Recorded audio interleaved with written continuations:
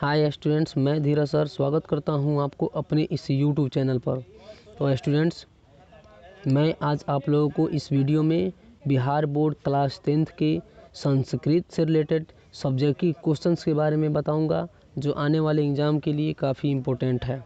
तो स्टूडेंट्स, आपसे अनुरोध है कि इसमें जितने भी प्रश्न दिए गए हैं आप उसको भली भांति और अपने मन में अच्छी तरीके से रख लीजिएगा, क्योंकि इसमें जितने भी क्वेश्चंस दिए गए हैं वो काफ़ी इम्पोर्टेंट है।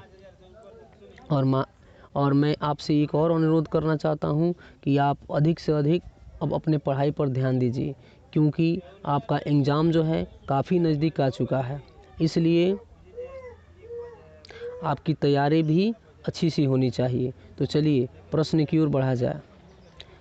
इसमें का पहला प्रश्न है, चंद्रगुप्त मौर्य तथा अशोक के समय पाटलिपुत्र कैसा नगर था?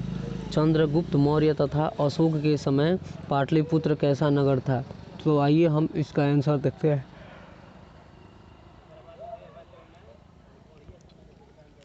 इसका उत्तर है, चंद्रगुप्त मौर्य के समय पाटलिपुत्र की रक्षा व्यवस्था काफ़ी मजबूत थी। यह सुंदर नगर था।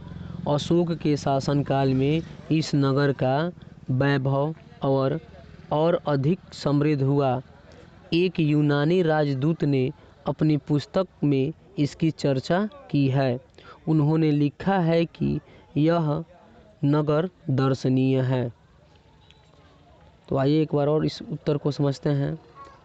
चंद्रगुप्त मौर्य के समय पाटलिपुत्र की रक्षा व्यवस्था जो थी वो काफ़ी क्या थी? महत्वपूर्ण और मजबूत थी। और यह पाटलिपुत्र जो था चंद्रगुप्त मौर्य के समय एक सुंदर नगर था, और अशोक के शासनकाल में इस नगर की व्यवस्था जो थी वह बहुत ही वैभव और अधिक समृद्ध थी। और इस बात को एक यूनानी राजदूत अपने पुस्तक में क्या किया है? लिखा है कि यह नगर दर्शनीय है। दूसरा प्रश्न है, राम परवेश राम की जीवनी पर प्रकाश डाले। राम परवेश राम की जीवनी पर प्रकाश डाले। तो आइए इसका उत्तर देखते हैं। इसका उत्तर है,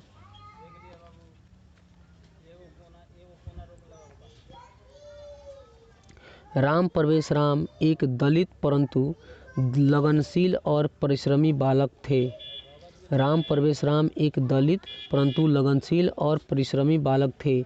वे वैसे गांव में जन्म लिए जहां निर्धन, अशिक्षित, कष्टमय जीवन बिताते थे। उन्होंने शिक्षक का स्नेह पाकर धनाभाव के बीच भी अपना अध्ययन जारी रखा तथा विश्वविद्यालय एवं महाविद्यालयों की परीक्षाओं में प्रथम स्थान प्राप्त किया। उन्होंने केंद्रीय लोक सेवा परीक्षा में उत्तीर्ण होकर समाज के समक्ष आदर्श प्रस्तुत किया। उनकी प्रशासनिक क्षमता और संकट काल में निर्णय लेने में समर्थ आदि गुणों के कारण सभी आकर्षित होते थे। तो इस बात को एक बार और हम समझते हैं कि राम परवेश जो थे वह एक दलित वर्ग में क्या किए थे? जन्म लिए थे, और उनका गांव एक बहुत ही गरीब प्रांत में था, और वहां पर अधिक से अधिक निर्धन और अशिक्षित लोग थे, जिनका जीवन जो था अधिक से अधिक कष्टमय था। और वे क्या करते हैं कि शिक्षक का स्नेह पा करके और अपने बीच काफ़ी कष्टपूर्वक अध्ययन करते हैं, और अध्ययन करने के बाद वह विश्वविद्यालय से महाविद्यालय में पहुंचते हैं, और उस विद्यालय में अपना प्रथम स्थान प्राप्त करते हैं, और उनको केंद्रीय लोक सेवा परीक्षा में भी उत्तीर्ण होते हैं, और समाज के सामने अपना एक समक्ष रूप प्रदर्शित करते हैं। और एक दिन वह पूरे क्षेत्र में अपना नाम क्या करते हैं? रोशन करते हैं। तीसरा प्रश्न है, विद्यापति कौन थे? उन्होंने किस ग्रंथ की रचना की? पठित पाठ के आधार पर लिखे। तो आइए इसका हम उत्तर देखते हैं। विद्यापति मैथिली एवं संस्कृत ग्रंथों के रचयिता थे। उन्होंने पुरुष परीक्षा नामक कथा ग्रंथ की रचना की।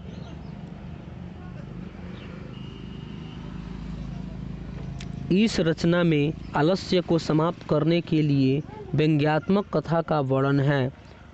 वह आलस्य को सबसे बड़ा शत्रु मानते थे। तो इस प्रश्न को एक बार और समझते हैं। विद्यापति मैथिली एवं संस्कृत ग्रंथों के कवि थे।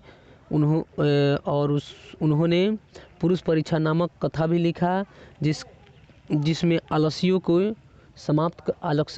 के गुणों को समाप्त करने की व्यंग्यात्मकता को वर्णन किया गया है। और वे जो थे कौन, विद्यापति, वह आलस्य को सबसे बड़ा क्या मानते थे, शत्रु मानते थे। चौथा प्रश्न है, राजा शांतनु क्यों दुखी रहा करते थे। राजा शांतनु क्यों दुखी रहा करते थे। तो आइए इसका उत्तर देखते हैं।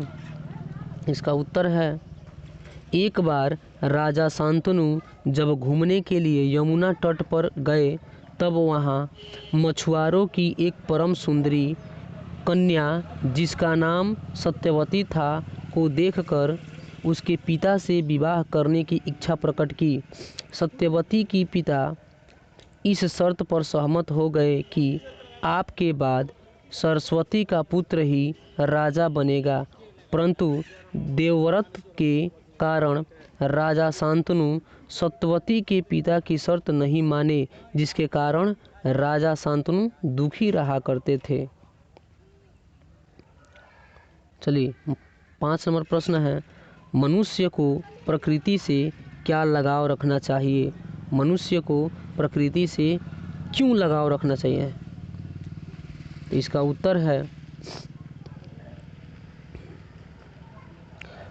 प्रकृति ही मनुष्य को पालती है, अतएव प्रकृति को शुद्ध होना चाहिए। यहाँ महर्षि वाल्मीकि प्रकृति के यथार्थ रूप का वर्णन करके मनुष्य को प्रकृति से लगाव रखने का संदेश देते हैं। इससे हमारा जीवन सुखमय एवं आनंदमय होगा। प्रश्न एक बार और दोहराते हैं।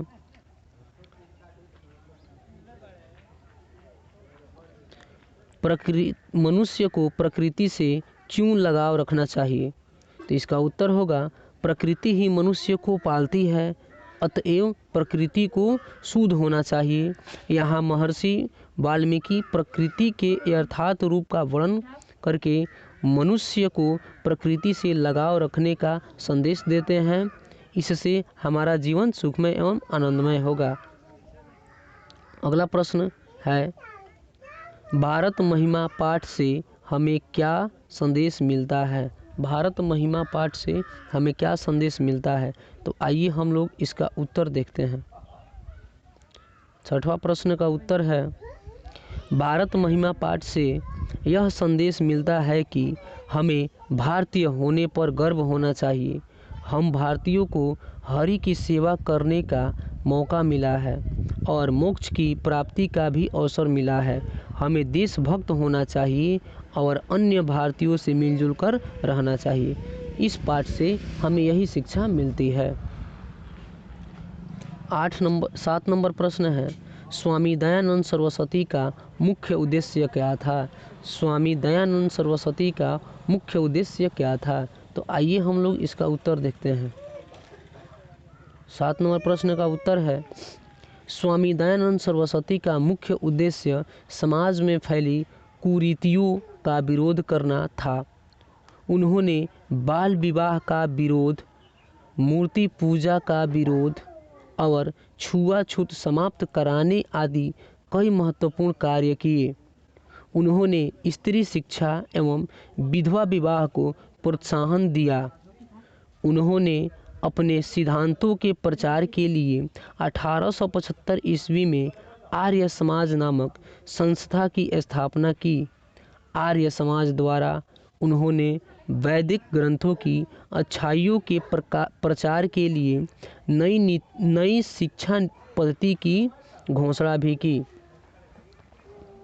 यही जो है स्वामी दयानंद सरस्वती का मुख्य उद्देश्य है।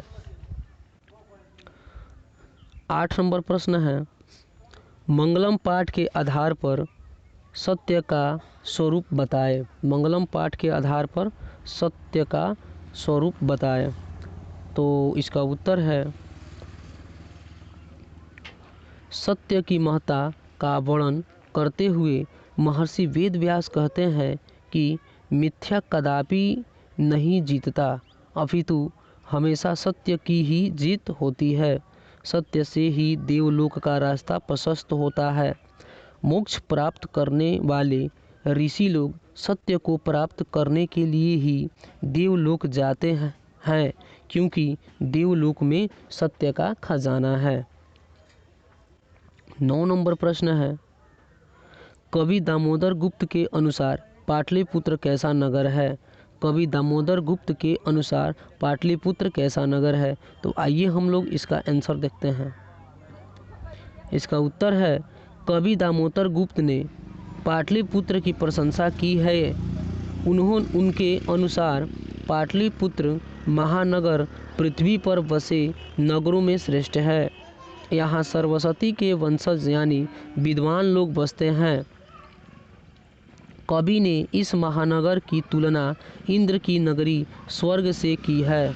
गंगा नदी के किनारे अवस्थित होने के कारण यहाँ लोग स्वस्थ है। यही उसका क्या है? उत्तर है। और 10 नंबर प्रश्न है, शास्त्र मनुष्य को किन किन चीज़ों का बोध कराता है? शास्त्र मनुष्य को किन किन चीज़ों का बोध कराता है? तो आइए इसका उत्तर देखते हैं। शास्त्र मनुष्यों को कर्तव्य और अकर्तव्य का बोध कराता है। कृत्रिम शास्त्र अर्थात ऋषियों द्वारा लिखे गए शास्त्र तथा वेद रूप शास्त्र अर्थात ईश्वर प्रदत्त शास्त्र का भी बोध कराता है। रामायण कृत्रिम शास्त्र तथा वेद रूप शास्त्र है। इसके अतिरिक्त शास्त्र वेदांग तथा दर्शन एवं वैज्ञानिक शास्त्रों का भी बोध कराता है। तो स्टूडेंट्स, इस प्रश्न को आप लोग अच्छी तरीके से तैयारी कर लीजिए, क्योंकि इसमें से कोई न कोई प्रश्न ज़रूर परीक्षा में पूछे जाएंगे। वीडियो देखने के लिए धन्यवाद।